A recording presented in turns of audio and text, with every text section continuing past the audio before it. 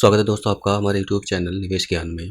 दोस्तों आज हम म्यूचुअल फंड क्या है और इसमें हम किस तरह से इन्वेस्ट कर सकते हैं और इसमें इन्वेस्टमेंट करने के क्या क्या बेनिफिट्स होते हैं, हमें टैक्स बेनिफिट कैसे मिलता है, दूसरे स्कीम्स के कंपैरिजन में जैसे एलआईसी की या एफडीआरडी स्कीम्स हैं उनके कंपैरिजन में म्यूचुअल फंड क्यों बेहतर है, इन सारी बातों को आज हम इस वीडियो में डिस्कस करेंगे।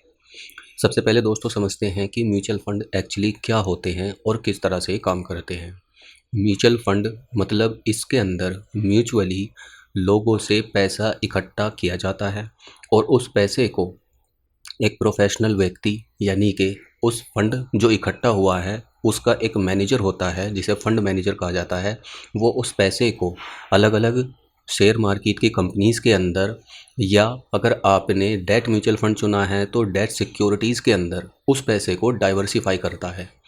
नॉर्मल व्यक्ति के लिए ये जानना बहुत मुश्किल होता है कि कौन सी कंपनी आगे चलकर किस तरह का परफॉर्मेंस करेगी, लेकिन जो फंड मैनेजर्स होते हैं वो आपके पैसे को मैनेज करते हैं जिनको शेयर मार्केट का या उस स्पेसिफिक सिक्योरिटीज़ का कई साल का एक्सपीरियंस होता है। तो आइए समझते हैं स्टेप बाय स्टेप सारी बातों को। सबसे पहले म्यूचुअल फंड आज के समय में क्यों ज़रूरी है, ये हमारे फाइनेंशियल टारगेट्स को अचीव करने में हेल्प कर सकता है। फॉर एग्ज़ाम्पल अगर आपको मान लीजिए 20 साल के बाद में रिटायर होना है या 30 साल के बाद में रिटायर होना है और उस समय आप चाहते हैं कि आपके पास एक बड़ा फंड इकट्ठा हो जाए या आपको एक मंथली बेसिस पर इनकम आना शुरू हो जाए, तो उन सब में म्यूचुअल फंड हमारी हेल्प कर सकते हैं। अब अगर हम अपने रिटायरमेंट के लिए अपनी मंथली इनकम से हर महीने कुछ पैसा एफडी आरडी में डालते हैं तो एफडी आरडी के अंदर हमें उतने ही रिटर्न मिलते हैं जितना इन्फ्लेशन रेट होता है। इन्फ्लेशन रेट नॉर्मली 6 से 7% रहता है इंडिया के अंदर। कोई चीज़ अगर आज 100 रुपये की है तो एक साल के बाद में वो 106 या 7 रुपये की हो जाएगी जितना हमारा इन्फ्लेशन रेट होगा। अब उतने ही अगर हमें एफडी आरडी या दूसरी स्कीम से रिटर्न मिल रहे हैं तो एक तरह से हमारे पैसे में किसी भी तरह की कोई ग्रोथ नहीं हुई है। लेकिन म्यूचुअल फंड का सबसे बड़ा बेनिफिट ये होता है कि यहाँ पर एफडी आरडी के कंपैरिजन में या एलआईसी स्कीम्स के कंपैरिजन में या सेविंग स्कीम्स के कंपैरिजन में रिटर्न्स ज़्यादा मिल जाते हैं।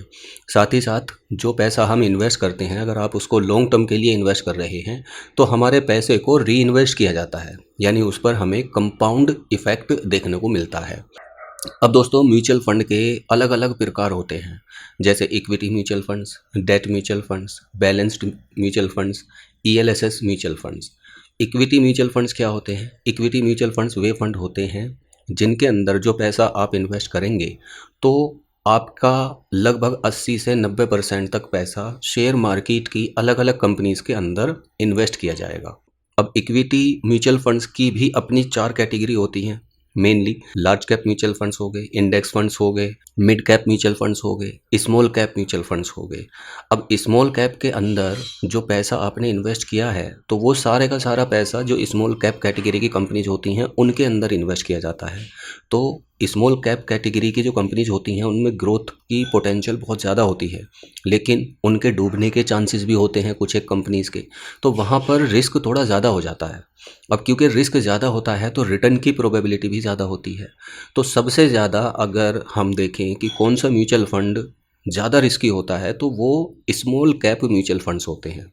स्मॉल कैप के बाद में मिड कैप के अंदर रिस्क और रिटर्न थोड़े से रिस्क कम हो जाता है तो रिटर्न भी थोड़ा सा कम हो जाता है। इसी तरह से अगर हम जाएं ऑलमोस्ट जो हमें अच्छे रिटर्न्स प्रोवाइड करा देते हैं 12 से 15% के, तो फिर आप ब्लू चिप फंड या लार्ज कैप फंड या फिर इंडेक्स फंड के अंदर इन्वेस्ट कर सकते हैं। इंडेक्स फंड्स क्या होते हैं? जैसे निफ्टी हो गया, सेंसेक्स हो गया, तो सिर्फ और सिर्फ इन्हीं कंपनीज़ के अंदर जो निफ्टी 50 की कंपनीज़ होती हैं उन्हीं के अंदर आपके पैसे को डाइवर्सिफाई किया जाएगा। अब निफ्टी 50 के अंदर दोस्तों देश की दिग्गज जो टॉप 50 कंपनीज़ होती हैं उनके अंदर आपके पैसे को डाइवर्सिफाई किया जाएगा। तो आप अपने रिटर्न कैपेसिटी के अकॉर्डिंग इक्विटी का कोई भी म्यूचुअल फंड चुन सकते हैं। नॉर्मली ये देखा जाता है कि अगर आपका व्यू 5 साल से कम का है इन्वेस्टमेंट का तो फिर आपको ब्लू चिप इंडेक्स फंड या लार्ज कैप फंड को चुनना चाहिए। अगर आपका व्यू 5 साल से 10 साल या 15 साल का है तो फिर आप मिड कैप कैटेगरी के इक्विटी म्यूचुअल फंड्स को चुन सकते हैं। वहीं अगर आपका व्यू 15 साल से भी ज़्यादा का है तो फिर आप स्मॉल कैप फंड को चुन सकते हैं।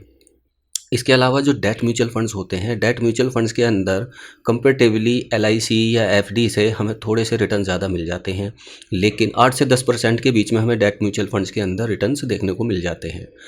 अब ईएलएसएस फंड्स जो होते हैं ये स्पेसिफिकली टैक्स सेवर फंड होते हैं।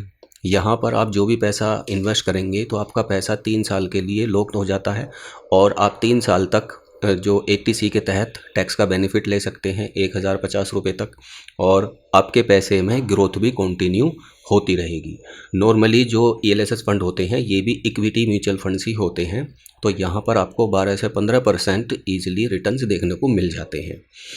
अब दोस्तों, इसकी सबसे बड़ी खासियत ये होती है, जब भी हम म्यूचुअल फंड के अंदर पैसा इन्वेस्ट करते हैं तो हमारा पैसा डाइवर्सिफाई हो जाता है। मान लीजिए आपने 1 लाख रुपए का इन्वेस्टमेंट कर दिया, तो 1 लाख रुपए के इन्वेस्टमेंट को अब अगर आपने इंडेक्स फंड चुन लिया तो इंडेक्स फंड के अंदर 50 कंपनीज होती हैं, तो आपका पैसा 50 अलग अलग कंपनीज़ के अंदर इन्वेस्ट हो जाएगा, यानी कि डाइवर्सिफाई हो जाएगा।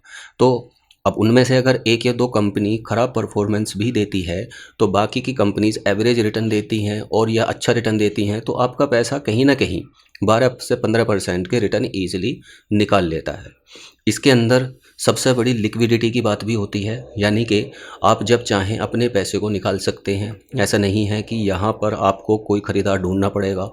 सभी म्यूचुअल फंड्स ज़्यादातर आपको ये फैसिलिटी देंगे कि आप तुरंत अपने पैसे को अगर निकालना चाह रहे हैं तो एक ही दिन में आप अपने पैसे को निकाल सकते हैं या अपने म्यूचुअल फ़ंड को बेच सकते हैं। टैक्स के बेनिफिट्स जैसे मैंने बताया है, इसके अंदर ईएलएसएस म्यूचुअल फंड्स होते हैं जिसके अंदर आप टैक्स का बेनिफिट भी ले सकते हैं। अब म्यूचुअल फ़ंड के अंदर आप 2 तरह से इन्वेस्टमेंट कर सकते हैं। पहला होता है सिस्टमेटिक तरीके से, यानी आप मंथली बेसिस पर 500 रुपये से शुरुआत करके और जितना आपका मंथली बजट हो 1000, 2000, 5000, 10,000 उतनी आप इन्वेस्टमेंट करते चले जाएंगे। दूसरी तरफ अगर आप मान लीजिए आपके पास में लमसम पैसा है या आप एक ही बार इन्वेस्ट करके छोड़ना चाहते हैं तो वो भी आप कर सकते हैं, जिसको लमसम इन्वेस्टमेंट कहा जाता है या वन टाइम इन्वेस्टमेंट कहा जाता है। तो आप किसी भी म्यूचुअल फंड के अंदर अपना वन टाइम इन्वेस्टमेंट करके भी छोड़ सकते हैं। इसकी भी जो क्राइटेरिया है वो 5,000 रुपये मिनिमम और मैक्सिमम जितना आपका बजट हो उतना आप इन्वेस्ट करके छोड़ सकते हैं। अब दोस्तों, इसके अंदर टैक्स किस तरह से कैलकुलेट होता है? आज के समय में जो गवर्नमेंट ऑफ इंडिया की तरफ से टैक्स स्लैब है म्यूचुअल फंड के अंदर वो 12.5% और 20% है। मतलब अगर आपने 1 साल से पहले अपने पैसे को निकाल लिया, जिसको short term capital gain tax कहा जाता है, तो वो एप्लीकेबल होगा जो है 20% का। यानी कि जो भी आपका रिटर्न होगा उस पर आपको 20% का टैक्स देना होगा, और ये रिटर्न जो आपको टैक्स जो कैलकुलेट होगा वो 1,25,000 रुपये से ऊपर जो आपको रिटर्न मिलेगा उसके ऊपर होगा। अगर आपका रिटर्न 1,25,000 रुपये तक है तो आपको कोई टैक्स देने की ज़रूरत नहीं पड़ेगी।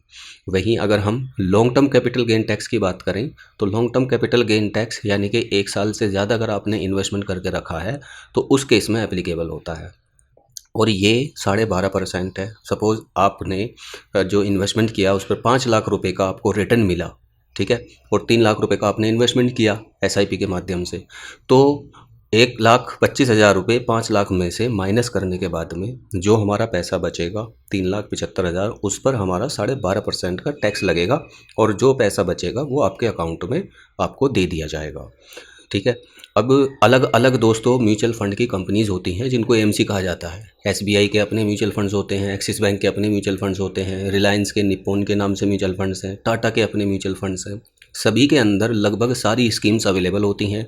तो ये आपको डिसाइड करना होगा कि आप कौन से एएमसी को चुनते हैं और उस एएमसी के अंदर आप कौन से म्यूचुअल फ़ंड को चुनते हैं। इन्वेस्टमेंट कैसे कर सकते हैं? तो इन्वेस्टमेंट के आज की डेट में बहुत सरल तरीके हैं।